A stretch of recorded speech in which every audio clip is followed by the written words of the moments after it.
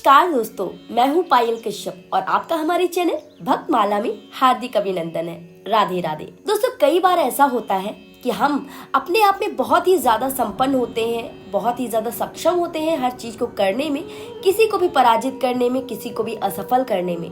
पर कभी कभी हम एक ऐसे साधारण इंसान से हार जाते हैं, पराजित हो जाते हैं, जिसके कि हमें उम्मीद भी नहीं होती है। तो इसीलिए कहा गया है कि जीवन में परिस्थितियां कैसे भी हो, आपको अहंकार नहीं करना चाहिए। तो ऐसी ही एक कथा आज हम आपको विश्वामित्र और वशिष्ठ जी और उनकी कामधेनु गाय नंदिनी की कथा सुनाने वाले हैं, जो कि बहुत ही रोमांचकारी होगी। तो कथा में अंत तक जरूर बने रहिएगा। तो मित्रों, सबसे पहले मैं आपको यह बताना चाहूंगी कि विश्वामित्र और महर्षि वशिष्ठ आखिर कौन थे।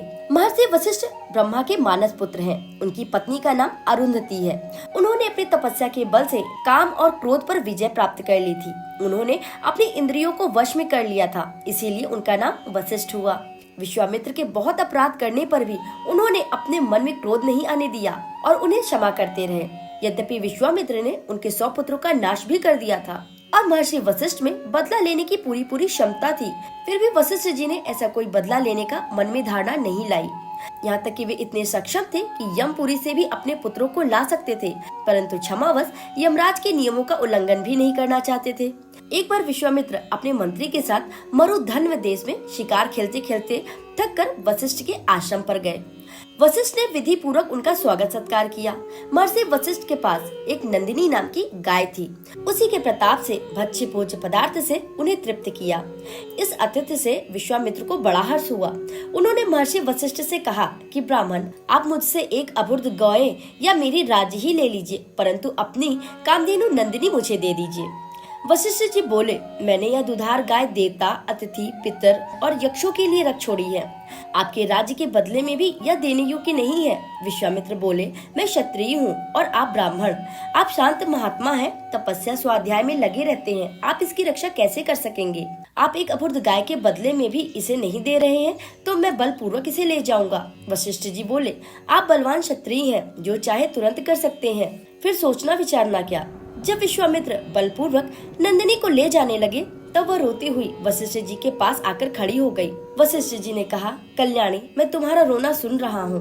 विश्वामित्र तुम्हें बलपूर्वक छीनकर ले जा रहे हैं। मैं क्षमाशील ब्राह्मण हूँ, क्या करूँ, लाचारी है। नंदिनी बोली, भगवान, ये सब मुझे चाबुक और डंडों से पीट रहे हैं। मैं अनाथ की तरह परेशान हूँ। आप मुझे इन लोगों को ले जाने क्यों दे रहे हैं? वे बोले, क्षत्रियों का बल है तेज और ब्राह्मणों का क्षमा। मेरा प्रधान बल क्षमा मेरे पास है।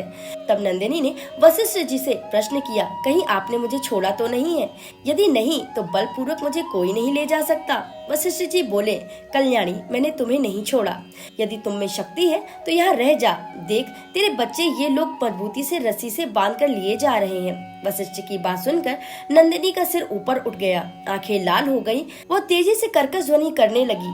उसकी भीषण मूर्ति देखकर सैनिक भाग चले। जब लोगों ने उसको फिर से ले जाने की चेष्टा की, तब वह सूर्य के समान चमकने लगी। उसके रोम रोम से मानो अंगारों की वर्षा होने लगी। यह सब देख करके विश्वामित्र के सैनिक भी हथियार लेकर उस पर टूट पड़े। इस तरह पूरी तरीके से भगदड़ मच गई। नंदिनी का इस तरीके का रूप देखकर सभी सेना भाग खड़ी हुई।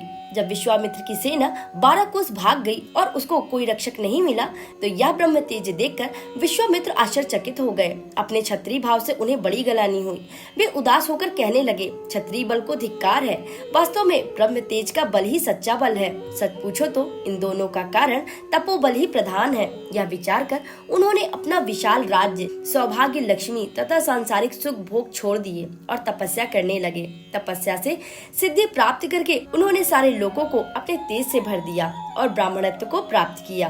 तो मित्रों, इस तरीके से विश्वामित्र एक क्षत्रिय राजा होते हुए भी अंत में ब्राह्मण हो गए। तो मित्रों, यह तो थी छोटी सी कथा। उम्मीद करती हूँ कि आपको यह कथा पसंद आई होगी। वीडियो अगर पसंद आई हो तो लाइक करना बिल्कुल ना भूलें। चैनल पर पहली बार विजिट किया है तो इसी तरीके की कथाएं सुनने के लिए हमारे चैनल को सब्सक्राइब जरूर कर लें। मिलते हैं इसी तरीके की अन्य कथाओं में। नमस्कार, राधे राधे।